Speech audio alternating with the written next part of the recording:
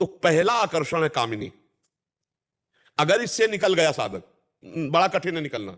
मतलब आप ये समझो कि 100 में 2 ही 4 नहीं, शेष तो यही यही प्रश्न में गिर जाता है, उत्तर नहीं दे पाएगा, निकल नहीं पाएगा।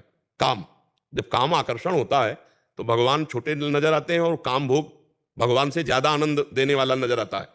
उस समय केवल गुरु आज्ञा, एक निषिद्ध कर्म नहीं, भगवान के मार्ग में चलना, एक कुछ नहीं, राधा राधा भाग भाग भाग तो बच गया। और जो वीर बनने की कोशिश की, हमारा क्या बिगाड़ सकता है, तो कोई नहीं बच सकता, कोई भी। 100 के 100 मुंह भरा गिर जाएंगे। उनमें 2-4 वो बचते हैं जो गुरु वचनों की याद करते हैं उस समय के, नए नए हमारे प्राण चाहे भले चले जाएं लेकिन हम कुमार्ग में कदम नहीं रख सकते। फिर दूसरा है रुपया, कंचन।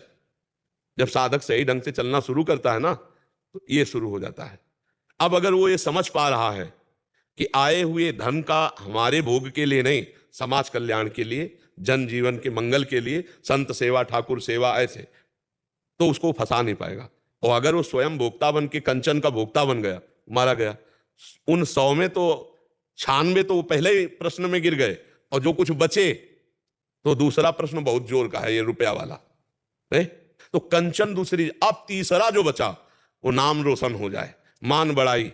ये बहुत इतनी जोर का ये खाई है कि इसमें 100 के 100 मुंह भरा गिर पड़ते, कोई एक निकल पावे। प्रलोभन, 2 ही बस शब्द हम बोले थे, प्रलोभन और भय। प्रलोभन में 3, कामिनी, कंचन और कीर्ति। कीर्ति से निकल पावे कोई बिरला नहीं। कंचन विजयी हो सकता है, कामिनी विजयी हो सकता है, लेकिन मन में ये अंदर, अगर ये अंदर है तो भगवत प्राप्ति नहीं होगी, गया।